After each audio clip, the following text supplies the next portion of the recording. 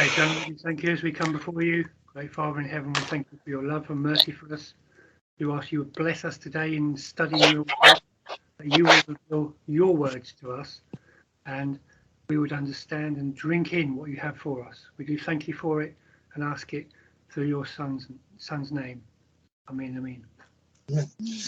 All right, I'm going to shut off the cameras. I'll see you in a minute.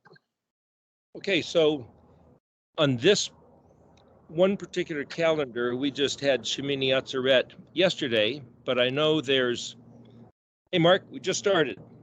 Good. So I know there's 3 other calendars. Just a second, I gotta put my phone on mute, airplane mode or something here. Okay, anyway, but we're gonna make use of the sukkah again. This particular graphic, which is up on the, it should be on erictology.net somewhere, was made for a Sukkot a few years ago up in Canada. We were discussing how at some, you might say, celebrations of the regard of tabernacles by some people is to have extensive speakers at conferences where people sit in the room and they might take some breaks, but there's hour after hour after hour of speaking. And this friend of mine, Doug, was saying, I don't want to hear more preaching. It's just, it's about the language. What did you always say? That's all I want to hear. And so I was sitting there and I had this, I kind of pictured idea in my mind of the Jews say that the Torah is a fiery scroll. Where do they get that? Well, the word is Aleph Shin Dalet Tav, I believe. It was in one of the words that we were looking at a couple weeks ago. He presented a fiery Torah to them. Well, except that word doesn't spell fiery Torah. Aleph Shin spells fire, and Dalet Tav is the word that means right, pious, orthodox, correct alignment. But the fact that they say that word can be translated as fiery Torah because it's spelled Aleph Shin Dalet Tav is proof that we're on the right track, even validated by the respected sages of the Yahudim. There's a few other places, that's one in particular. There's a few other places in Scripture where you can see that the translators have definitely used the mechanism, the tool of breaking down the spelling of a word into its component parts, which are letters and pairs of letters, in order to render a translation. And I'm saying this because on the one hand, some people invalidate this methodology. And I'm just trying to let you know it's perfectly valid.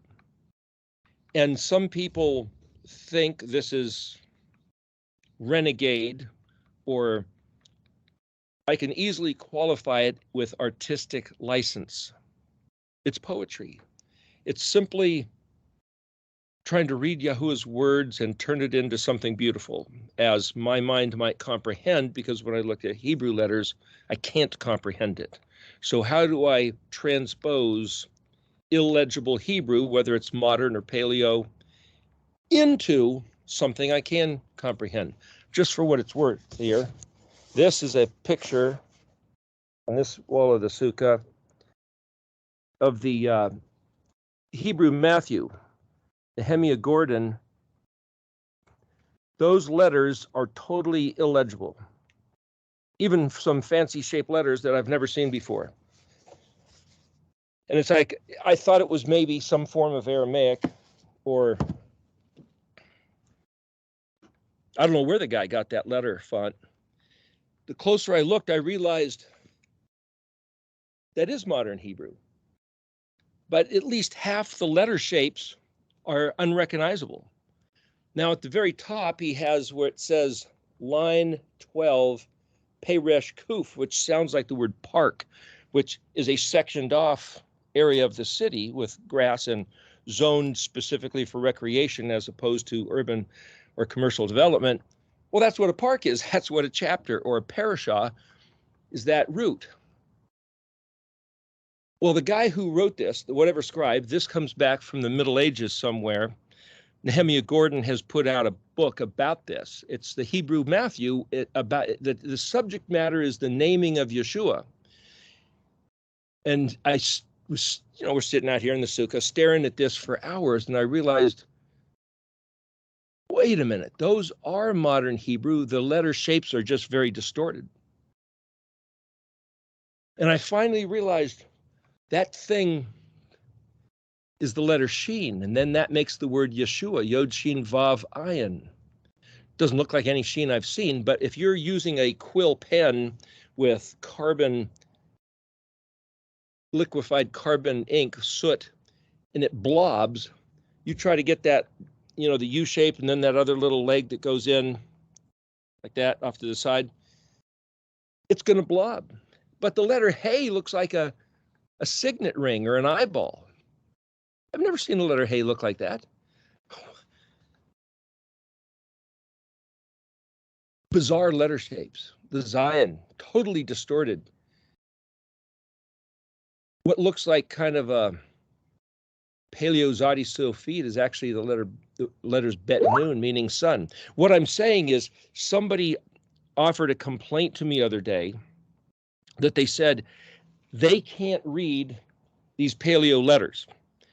So they're not interested in this. They're unrecognizable. It's like, of all ancient fonts I've ever seen, encyclopedia, artifacts, museums, print like this modern Hebrew Matthew, this characterology font was intentionally put together and designed to be absolutely legible.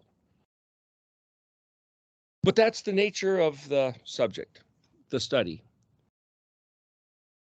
You first got to decide what language base. Are you even dealing with Hebrew or is it Aramaic? So we talked last week about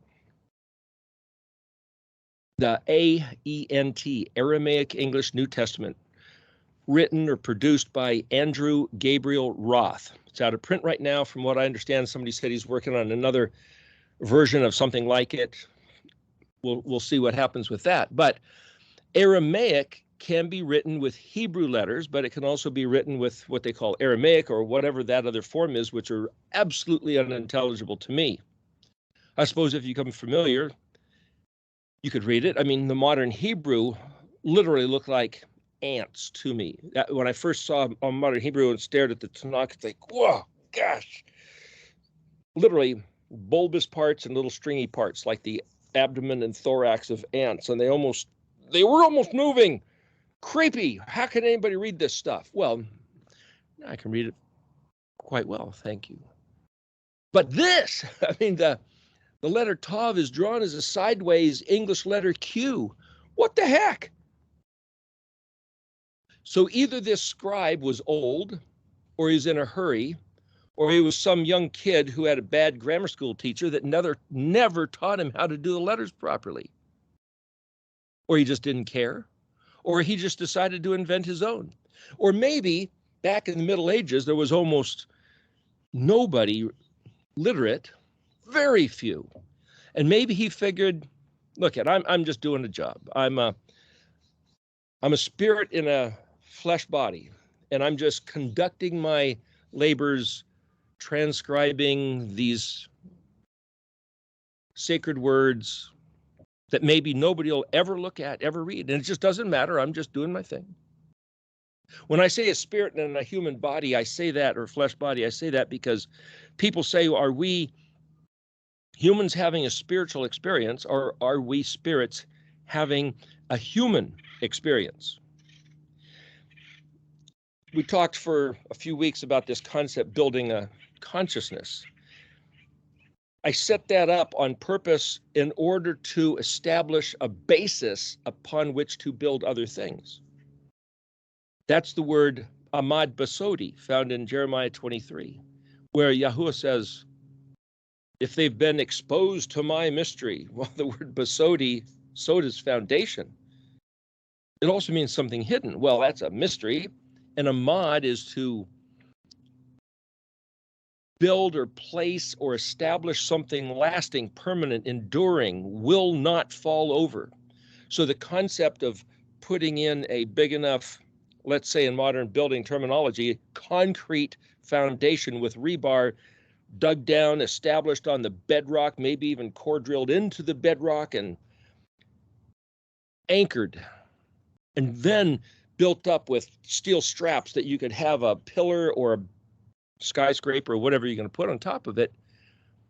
They could withstand hurricanes, earthquakes, other vehicles running into them, attacks, whatever. They're not going to fail. Well, human building projects may fail, will fail, but not Yahuwah's Amad Basodi. And the idea then that we can consider, well, what is this exposed to my mystery? It doesn't. The word Amad isn't necessarily exposed. Well, the Amad is the columns which are seeable, and the sod is the foundation that's not seeable. But the fact that the columns are built to have a load imposed upon them has nothing to do with seeable. The only way to understand Amad Basodi is to look at the Hebrew words, get beyond the translation value from the dictionary, and picture what it takes to do that, what those letters, what those words are talking about. So I believe I said this before, that each word is a concept which then swarm together as a solution to a problem. The words are not the prophecy. The words produce a window or an arrangement by which you might say the prophecy can be realized or envisioned. But it's not the words. Well, but it is the words, but it's not the words. It's what's the heart within, behind, which produced the words. To build that consciousness is to realize how the language works. And it's Yahuwah's language. I heard it said that this is from the chief rabbi of London, of a synagogue in London. He said it's the Hebrew language which is that which ties together the Jews from all around the world.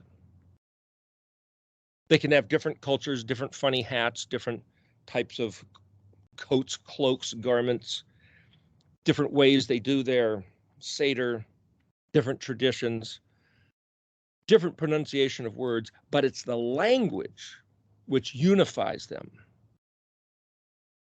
We're going to talk about today here Deuteronomy 33, and if I can get to it, the 12 stones found in, I think it was Exodus. I forget the number. We'll get to that in a few minutes. But what I'm saying is that there's a verse. Well, let me jump to the first 5 verses of Deuteronomy 33. Deuteronomy 33 is the very last words of Moshe. Now, what this says here is Devarim 4, Deuteronomy 4. So all I did was write 4. There's not a quote there from that, but you'd have to go back and read Deuteronomy 4 to get your mind in a certain frame.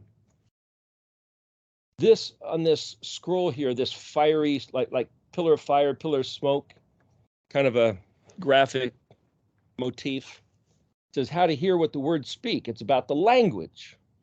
Shema et kol shafach gadosh vayikra midbar Yahweh. Well, that's not from a verse. Those are Hebrew words placed in the order of what looks like a real sentence, and it's written as it were on the scroll, but that's not a Bible verse. But what it says is, hear the voice,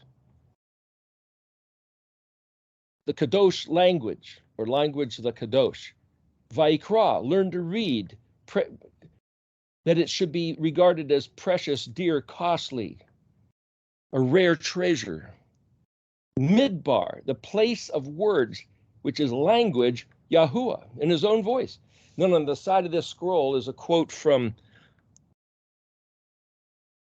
Leviticus 19:2, I think it says, Kadoshim, you will be, because Kadosh, I am.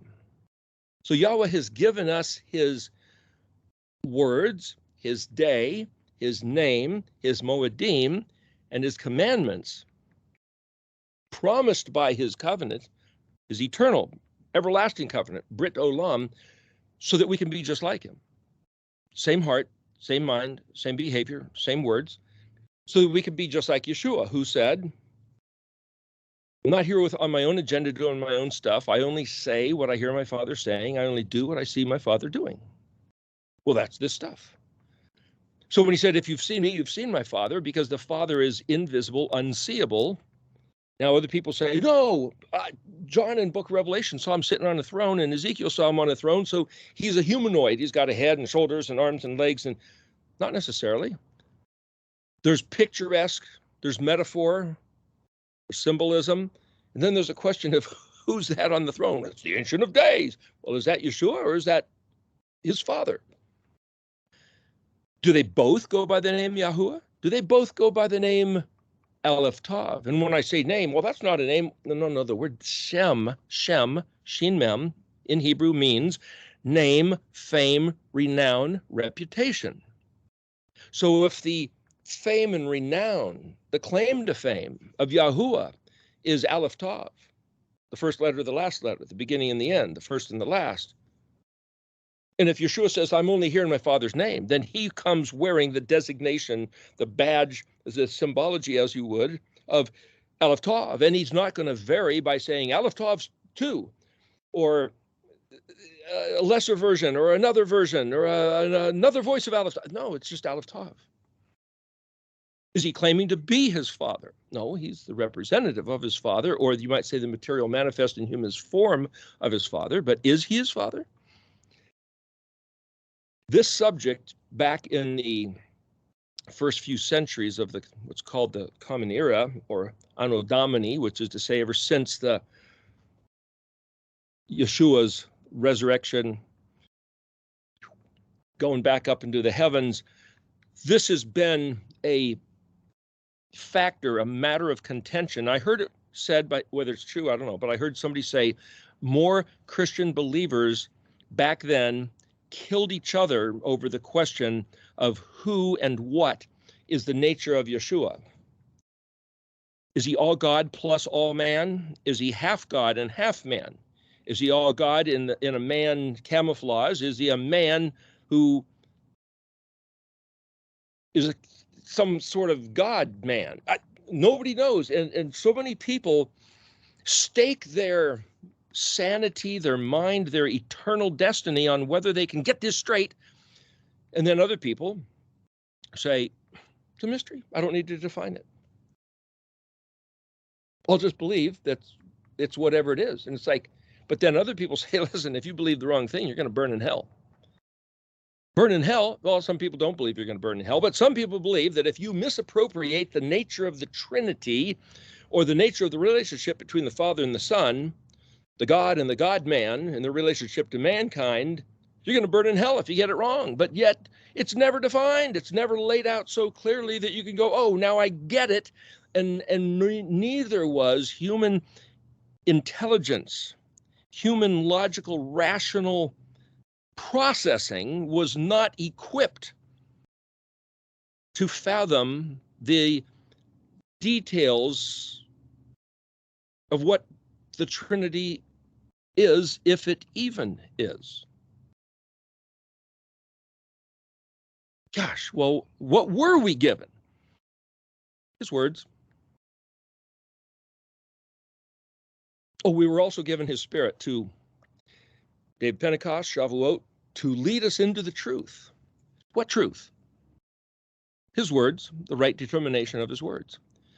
And You know, we mentioned last week, I believe, that let this mind be in you. It's in Philippians. Let this mind, Paul wrote it. Let this mind, well, that word mind can also be ruach, process, way of thinking, perspective, your consciousness.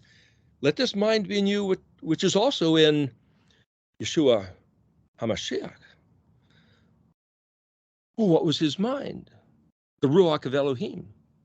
Well, so the word ruach means mind. So the ruach hakodesh of Yahuwah, the Elohim of Israel, is the mind that Yeshua had, is the mind that we're supposed to have.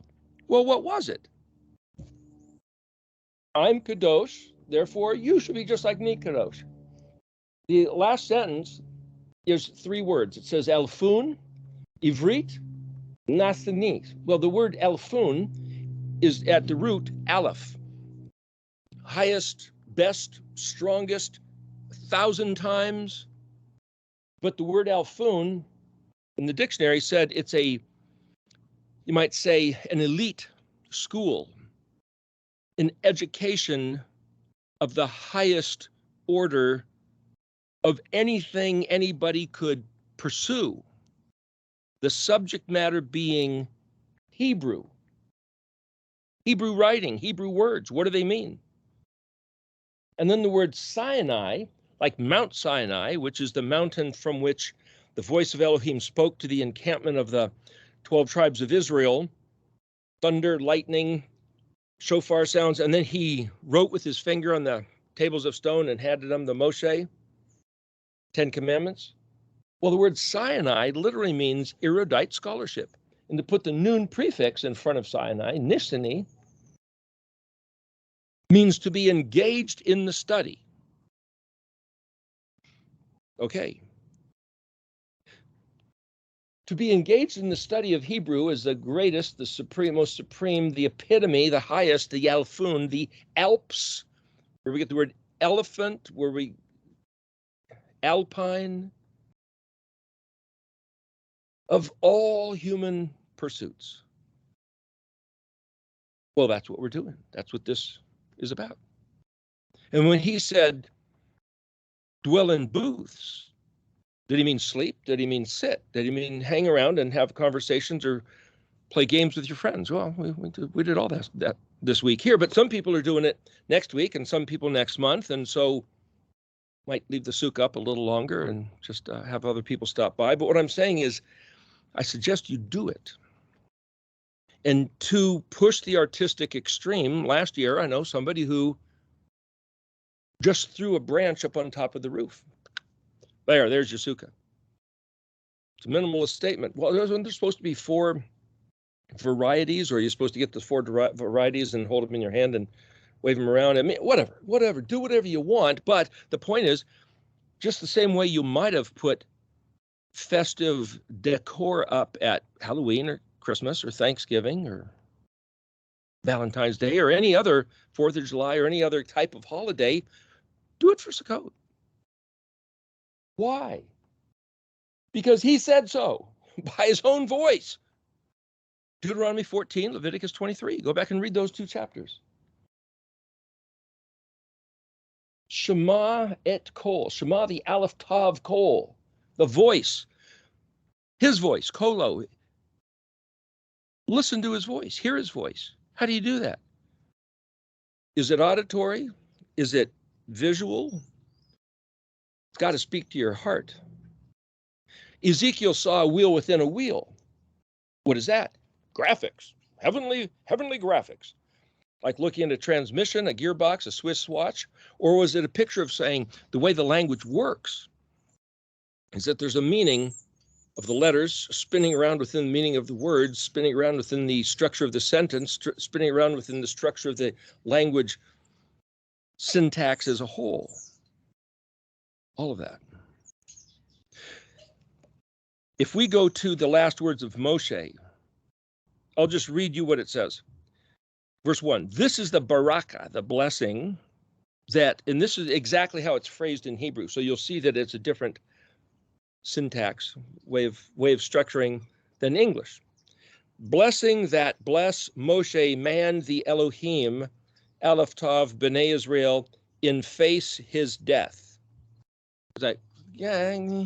So we rephrase it for English. This is the blessing that Moshe, the man of Elohim, gave to Bnei Israel as he faced his death, as he confronted his death, as he stood at the moment of his own demise, his mortality. And right after this, at the end of this chapter, Deuteronomy 33, Moses died. Okay, he's standing in the face, standing right in front of his own death. Well, the word for face here is penun yod. Pene, that's face. So it's translated in the Aaronic benediction, countenance. So Moshe stood in the countenance of his death. Huh? We don't speak that way. So what I'm saying is that whenever you are trying to regard these translations, you've got to read the words in the order in Hebrew, reorder them in English, and then try to wrap your mind around what's it talking about. And then what are we supposed to do with that? So I'll give you an example of that. Verse 2, it says, and he declared Yahuwah from Sinai, arrive and appear at Seir to them, the flowing from Mount Paran. And you have increased by thousands as sacred, placed at the right hand of power, status of pure betrothed, highest regard. I will pour out provision for them like a waterfall. That's verse 2. But let's go back and look at it. And he declared Yahuwah. Now, is this saying Moses declared Yahuwah to the people, or is this saying Yahweh himself declared? You don't know. We might be able to read it both ways. And so what I might do in trying to work out these translations, when I say work out these translations, I remember saying once, work out your own translation in fear and trembling. Recognize that verse? Paul said, work out your own salvation. But if you are working out your own translation and you get it wrong, your salvation is going to be in jeopardy. They say, I've heard it said, only a fool will be his own attorney or his own doctor. And you could say, or his own translator. This stuff is really dangerous, very serious. And if you get it wrong and you got the wrong doctrine that you're trusting in, and that's not what Yahweh said, you've got possibly hell to pay for it. Remember, Yeshua said there's the 10 bridesmaids and 5, all 10 answered the call to be at the wedding. All 10 were dressed up and ready to go and standing there waiting, and he delayed, and 5 of them didn't have oil, or 5 didn't have enough oil, or there was no oil in their lamps, and the other 5 did, and they said, we don't have enough to give you. We go buy some and come on back. Well, we're not going to get into that parable, but you have to look at each one of those words and say, what does that mean? How do you go buy? People say, oh, it's the Holy Spirit. The oil is the Holy Spirit. Well, how do you buy the Holy Spirit? Nobody does. Why didn't the 5 that had the oil just lay hands on them and say, be filled with the Holy Spirit, and poof, all 10 of them run in? So it can't be the Holy Spirit. So what is it? My point is, if you've got the wrong translation, thus the wrong doctrine, believing the wrong thing, you stand in jeopardy of being one of those 5 that have the door slammed in their face, and so you don't get into the wedding ceremony. That's as a bridesmaid. What about the bride? Who's the bride? Why isn't she even there? There's big trouble doing this stuff, and I don't take it lightly, and I'm just saying this is dangerous. This is like a scientist playing with nitroglycerin. You drop it, one false move, and the thing will blow up in your face. This study is really, really not just the Alfun, but it's dangerous, like climbing up steep mountains in the Alps or the Himalayas, and boy, one slip and you're to your death. Just so you know, this is highly regarded stuff.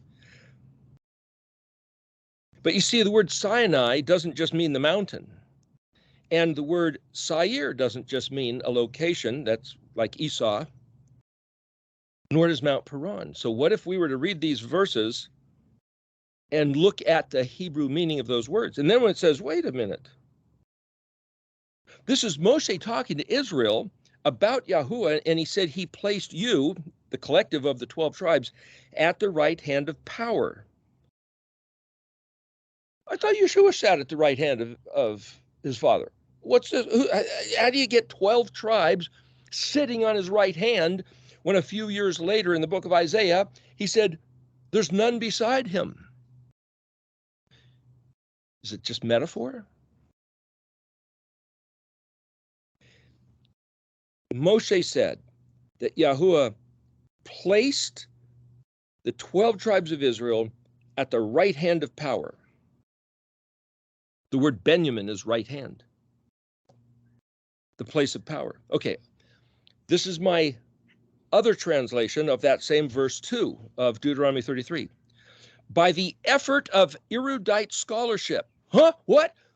We have to put effort into something? When he says, he declared from Sinai. What does it mean from Sinai? The effect from the effect of erudite scholarship. When we study diligently, this is what happens. Arrive and appear at Seir. What does that mean? The word arrive is bet aleph.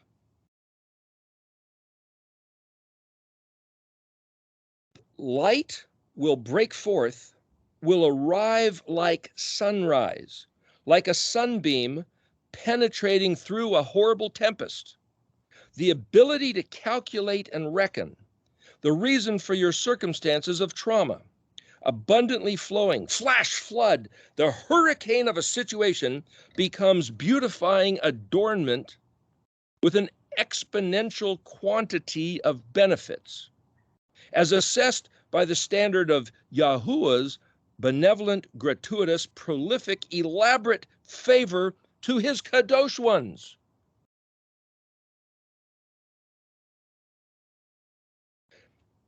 It's different, it's totally different, but it's not different. But I just tried to take the other definitions of each one of the words in that sentence. That's verse 2 of Deuteronomy 33. Verse 3, precious knows.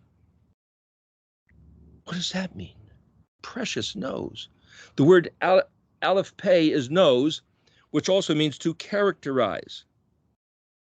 But a nose, I mean, Frank Zappa did that song and he says, what's the ugliest part of your body? This is a song from the early 70s. He says, some say your nose, some say your toes, but I think it's your mind. Your mind is the ugliest part of your body. And it's like, whoa, God. But here, Yahuwah is saying, oh no, I think your nose is precious, cute little thing. Or whatever. Yahweh, what's it saying? Precious nose, essence of endearing love. Hidden deep within, chavab, that's within your bosom, of affection and esteem. This is talking about Yahuwah's regard of his people.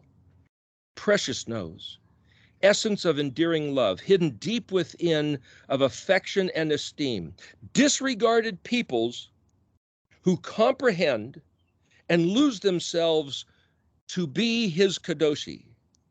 In your hand alone, segregated, as they relay the orchestration, the arrangement of your regal culture. The concept that reality is exactly what you said. Well, that's what we're talking about. That's what this whole study is. This whole study is building your consciousness to realize truth is what Yahuwah said. Whether we see the manifest or not, we have to hear his voice, believe, reckon with it, recalibrate our paradigm, and build the rest of our life upon that he said. That's Ahmad Basodi. And so therefore, in Jeremiah 23, as we talked about a couple weeks ago, he said, if you get that, if you understand that, then encourage my people to stop their willful sins, because it's your sin off the foundation, which will be bringing in corruption, rust, moth, decay, and will pollute and destroy what you're trying to build. You put up a nice thing with clean curtains, and then if somebody were to come by with some kind of, let's say, a ditch witch, this big machine like a chainsaw on the earth, throwing out water to soften up the soil, and the thing starts throwing mud everywhere. It's like, what the heck are they doing that for here? If we do sin, especially intentional sin, that's what's going on. We're polluting and destroying the very thing that we say is our heart's desire. Why would we do that? But what this verse 3 of Deuteronomy 33 is saying is that Moshe is telling it. And again, what I was trying to say is that before it starts off third person, jumps to second person, third person. Is Yahweh speaking I, the first person? Is Moshe saying you and speaking as the liaison, relaying information? Or is it talking third person as in telling a report? In Hebrew, it keeps jumping around, and I've found that the suffixes, like the vav suffix, well, that basically means hear it, but I've seen it translated as you, and I've seen it translated as they. So what is it? It jumps around. It's just relax and consider the whole big picture. Yahweh's saying,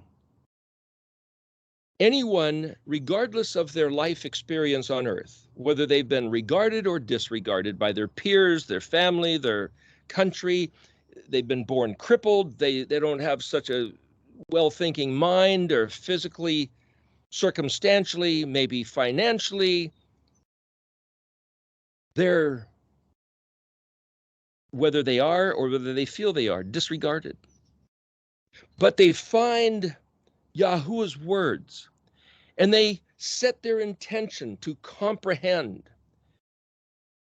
And then they lose themselves, which is to say they don't keep beating up themselves, they don't fixate on themselves, they don't worry about themselves, but they fixate obsessively on Yahuwah's being, his love, his affection, his words, his desire to be Ani ladodi vedodi li. I'm my beloved's, my beloved is mine.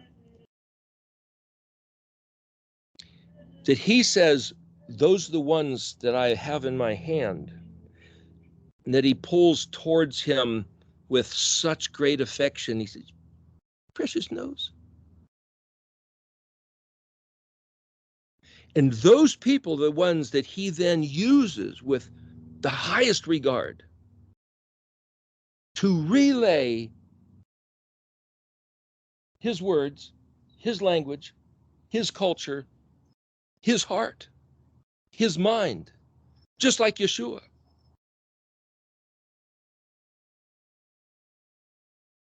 To put on display the arrangement. Well, the word arrangement that's used here is a synonym with Eric, as in Erictology. Isn't that interesting? It means to prepare, compare, arrange, like arrange a table, like put in order like a museum display, registrate, index like in a dictionary or a lexicon, a library. Make it so that Yahuwah's reality, what he built, where his heart is, can be comprehended, fathomed, and run to successfully by anybody who wants to. Well, that's what we're doing by these videos. So that means what Moshe was prophesying on his last few sentences of his life is exactly true right now. Verse 4. Torah commands belong to us. They're our possession, from which are drawn out our cultural heritage. Who's us? The nation of Israel, the 12 tribes? Yahweh? Because it's all about his heritage. Remember, he said that Israel was his nachal, I believe the word is, nun chet lamed, which is possession and inheritance. His inheritance, he's got the whole universe, beyond the universe. He says, Israel is my inheritance, my heritage. But this verse 4 says the Torah commands are our possession, from which are drawn out our cultural heritage, or that we are, by keeping them in the position of being, not becoming, but being his cultural heritage. Keeping the commands is what places us in the reality of his reality, and the regard of which is the traction device to draw forth the assembly of Yaakov's progeny, of scattered offspring, and acquire the reward for its regard as promised. Do you realize how huge this is? In the face of Jeremiah 23, in the face of Bereshit, Genesis chapter 3, that there's an evil mind of an enemy that wants us to lose our inheritance, to lose the opportunity of having, excuse that, somebody's having a meltdown outside here. Just so you know, that happened 18 years ago, 2 days after he was vaccinated. This guy's 20 years old, and that's the sum total of his vocabulary. Just so you know, we have evil agents that are trying to sabotage our mind, our offspring, our inheritance. And what they have done with those things put into your little children yields this. And the voice of the government officials in the medical establishment says, gee, that's just what happens. Collateral damage. Really? Collateral damage. Yahuwah said that he gave us commands. That if we do his commands, we will receive the reward as promised. That's the definition of the word Jacob, Yaakov. And so we've been lied to, given a new covenant, a new testament, new instructions. We were told the old was done away so that we would sabotage our own future, that we would place our children into the hands of their white-robed ones, to be injected with toxins, to dissolve their brains, so that even 20 years later, and spending hundreds of thousands of dollars on every possible remedy known to man, why hasn't Yahweh healed them? It's a testimony of our enemies' intent, power, prowess. And yet Yahweh says here, through Moshe verse 4, that the Torah commands are a traction device. That the word Moshe means to draw out. So if I just say, oh, every time it says Moshe, that's talking about the man who is speaking. Moshe means to draw out. He gave us commands that if we do them, it pulls towards us all the promises of Yahuwah that he ever gave us. Verse 5, speaking of those commands, it says, existing in such a specific format, such that the correct regard of those commands, correct regard of those commands, this brings up that little quote, how many of who have to do what, when, for how long, with what heart? Before the effect will be noticed, before he will, heal a young man like this? Will induce the events anticipated as foretold. That's the next words here. The correct regard of his Torah instructions will induce the events anticipated as foretold. That's what Moshe is saying here in verse 5, Deuteronomy 33. Yahweh built it all to be such that when doing as instructed, the gathering together, the epitome, the basic yet ultimate ideal is one people confederated as one tribe, not 12. The return of Israel, just like I said, here it jumps into the first person, again, Yahweh speaking. My utterance expressed ever since the very beginning. My utterance expressed ever since the very beginning is the return of Israel, confederated as one tribe. I'm reading the words backwards. The basic yet ultimate ideal, the epitome is the gathering together, and Yahweh built it so that he gave us his Torah, so that when we do what he said, it will happen. That is the catalyst, the active missing ingredient of life on earth. And guess what?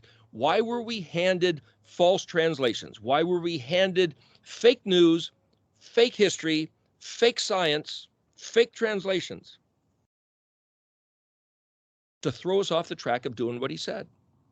Don't take my word for it. Learn the voice of the Kadosh Shafah. Vayikra Midbar Yahweh. Learn to read. Learn to read the language of Yahuwah. Well, how do you do that? Every letter, every word. So if he's going to recollect the tribes, is that the end of the world? Remember when he pulled the tribes out of Egypt, the first Exodus, there's going to be this greater Exodus, that was just the beginning. He said, I've made you, I've called you out, and I now own you as my people. Well, we've been pretty messed up and twirled around in our thinking, as they say, like a screw threads. We've been screwed up in our head. 2,000 years since Yeshua, for 3,000 years since David, 3,500 years since Moshe. Do you think he's going to bring us out here, right to the edge of this millennium, and say, you're all going to die, and I'll take your children and make them my people? Well, that's what he said to Moshe. Why? Because the people, the generation, wouldn't believe him. They wouldn't do what he said. They didn't choose to believe. They looked at the circumstances surrounding them, the Philistine giants, the other, I think there was 10 other nation groups of people in the land, and they said, it's too formidable. There's no way. We don't have the heart for it. We don't have the weapons for it. We don't have the guts for it. We just. And besides their own lack of despair, they projected on Yahweh that, he just brought us out here to feed us to them. Why would our God do that? Well, he just loves bloody war movies. He brought us out here to slaughter us, feed us to the infidels, the giants. Is that your God? Did your God do that? Yahweh doesn't do that. Could it be possible that Yahweh has in front of us a model of the week? 6 days, and then the Shabbat. 6,000 years, and then 1,000 years of Sabbath-like millennium? Could we be at the threshold of 1,000 years of him sitting with his people, like what the Sukkah represents? In Ezekiel 37, where he restores the life to the valley of dry bones and said, this is the whole house of Israel. Well, is that all 12 tribes? Is that the northern 10 tribes? He says their hope is lost, dried out, dead. Their hope is dead. Ezekiel, son of man, speak to these bones and recollect. Well, the word bone is etzem, ayin zadi mem, and it means that which is strong, that which has structure, similar like the mad basodi. Well, the bones can only come together if they have at their basis a mad basodi. So the consciousness of Jeremiah 23, realizing the betrayal of our associates, our shepherds, friends, Resh-I and Hay, like Genesis 3, and the pastors, teachers that Yahweh was reprimanding, castigating, identifying as being not so, not true, not of his own, not of his mind, his Resh-I and Hay, against. Do we really think he's going to bring us here, let us get old and die, or die of the disease, or die of the thing they do, or let them arm their minions to invade our houses and just mow us down? I mean, he's done it in the past. Why? Why did he allow it in the past? Read Leviticus 26 and Deuteronomy 28. He said, if you don't listen to my voice, if you don't walk in my ways, if you find my ways detestable, reprehensible, abhorrent, or casually disregard them, or don't pay any attention, then this is the curse coming upon you. It's like, yeah, but we are listening to his voice and walking in his ways. We're doing to our heart's maximum possible mental understanding combined with our doing what we hear him saying. This is what he's been waiting for, as far as I can tell. You remember what he said to Moshe? He told Moshe the first time the people were thirsty, hey, take your stick, hit the rock, and water poured out. The second time, a few years later, he said, okay, we're going to go back to the rock, and I want you to speak to the rock and give the people water again. And, wait a minute, Moshe, don't forget your stick. He told him, it's in the scripture, don't forget to bring your staff, your rod. And Moses comes up there, and then Moses comes unglued with what the people are moaning and screaming and bickering and whining. And he says, you're so aggravating. And then he picks up the stick and he hits the rock. Instead of speaking to it, water does come out. But Yahweh says, you defamed me. You misrepresented me, so you don't get to go into the land.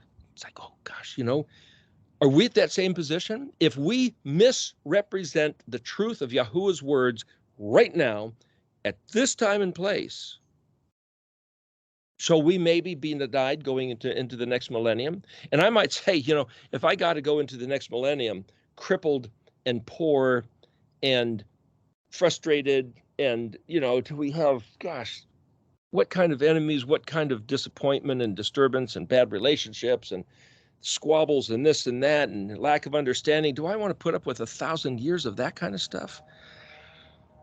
Not really. But Moses even said, he says, Yahweh says, listen, I'm sick of you guys. You're driving me nuts. Just go on without me. Go into the land. Just go into the land. And Moshe said, whoa, if you're not going with us, then forget it. I'm not going. We're not going into the land. We'll just sit here until we all just die right here. We're not going into the land without you. Okay. What does it mean? So then that throws me into this mind of Revelation 5 and 6 that we talked about last week that says, who is worthy to open the scroll? Hey, the lamb that was slain. And we mentioned how that's actually a secret code. Yes, Yahusha is the lamb that was slain, but it's a code saying what he did fits the description of this sacrificial lamb that was slain, 7 eyes, 7 horns, but using that suffering is what opens up the seals on that scroll that the one sitting on the throne was holding in his hand. And it wasn't necessarily a big giant scroll. It might have just been the alphabet in that scroll. It doesn't say. And it says, he who was worthy to receive power and glory and honor and strength and riches. Well, if Jesus is God, doesn't he already have those things? If Jesus is God, doesn't he already have power and glory and honor and strength and riches? Well, then why does he have to be handed that? Doesn't that set up that he and the Father are like two different entities? Just think about that. But for him, or the lamb, to be worthy means fit, suitable. The word tav mem, artless, perfect, innocent, naive, unencumbered with self-expression. I'm not doing my own thing. I'm only doing what my Father said to do. Worship him. Walking, hearing, believing, trusting, doing. Well, that's what we're supposed to do. So he says, I'm the model of what you should be doing. Do what you see me doing. Be like me.